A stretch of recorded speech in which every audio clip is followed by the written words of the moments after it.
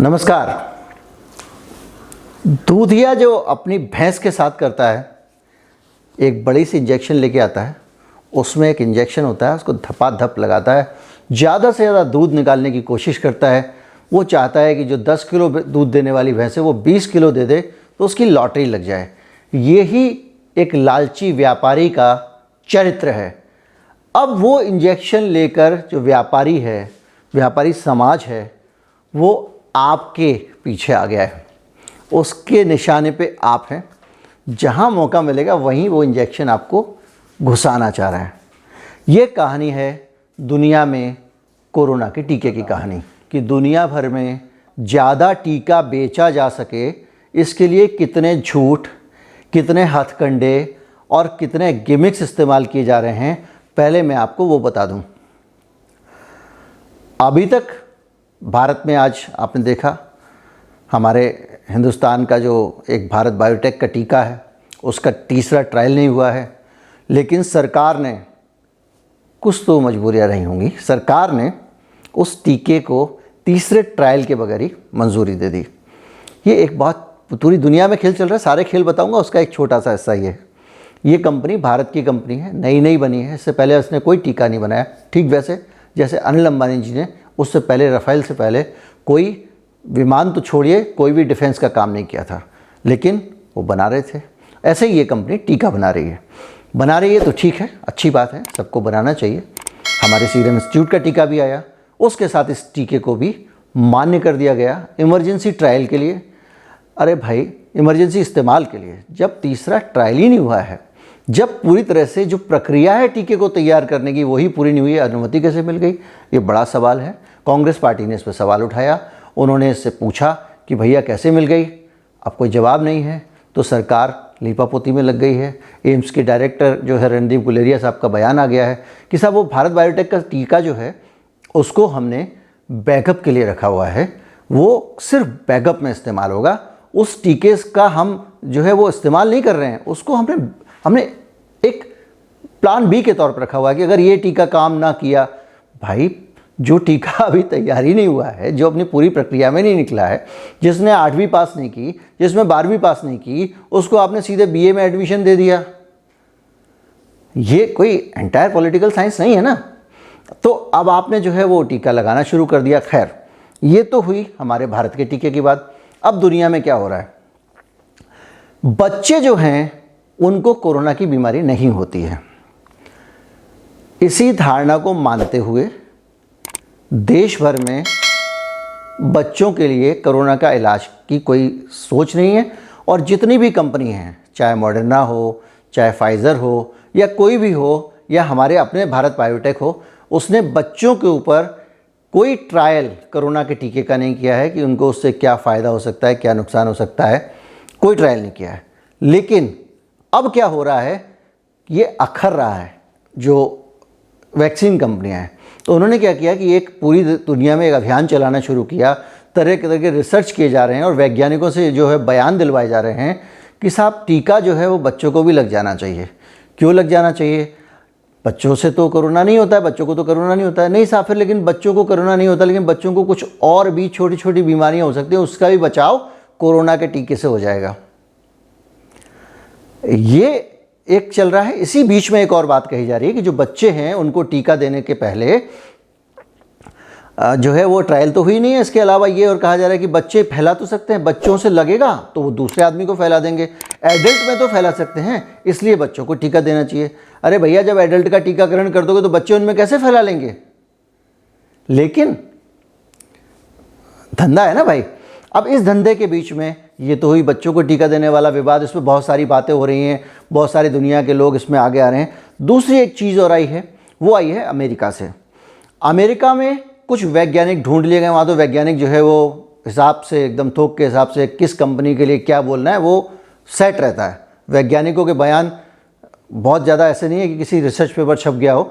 वो एक बयान आ गया, एक टीके से कोरोना ठीक नहीं होगा, कम से कम 2-3 टीके तो लगाने पड़ेंगे।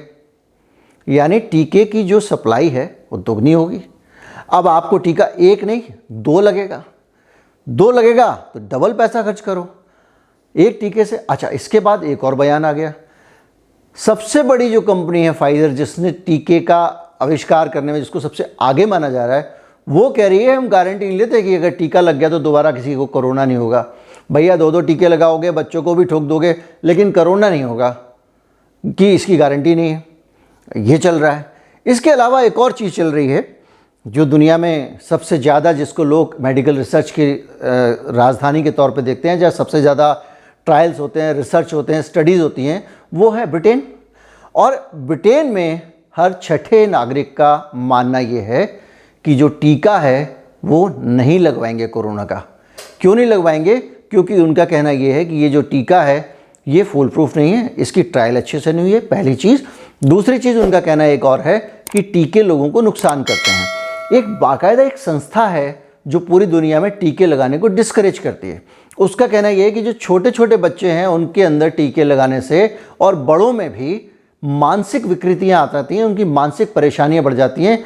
टीके जो है वो लोगों के दिमाग पे बुरा असर डालते हैं। इसके लिए बाकायदा रिसर्च है और वो संस्था एलानिया कह रही है कि हम पूरी दुनिया में कि हम टीके नहीं लगाएंगे। खैर, हमको डर है भाई, हम तो अपनी बीमारी का टीका लगवाएंगे। हम कोई अखिलेश यादव भी नहीं है जो बोल दें कि भाई ये बीजेपी का टीका है। लेकिन भाई टीके पर भरोसा तो हो। हम खाएंगे बुखार ठीक करने के लिए गोली, हम टीका लगवाएंगे कोरोना से बचने के लिए, पता चला टीके ने हमारे ही काम लगा दिया, या 2 साल बाद हमको एक नई बीमारी खड़ी हो गई, 3 साल बाद नई बीमारी खड़ी हो गई। इस चीज़ का कोई जवाब कहीं से नहीं आ रहा है और सब लोग इमरजेंसी मोड में भाई टीका चिपका दो। मैंने आपको पिछले वीडियो में बताया था कि किस तरह से कोरोना जब लगातार कम हो रहा है तो कोरोना 2 आता है, ताकि मामला गर्म बना रहे कोरोना को लेकर। कहीं ऐसा ना हो कि लोग कहें कि अब तो चला गया। अब पहले भारत में करीब 1-1.5 लाख रोज़ के साथ थे, 15,000, 8,000, 10,000, 15,000, 20,000 केस आ रहे हैं, वो भी कम होते जा रहे हैं। तो उसमें एक ये भी डर है इन कंपनियों को कि कहीं इनके टीके ना बिके तो कोविड 2 आ गया है, आपने देखा है।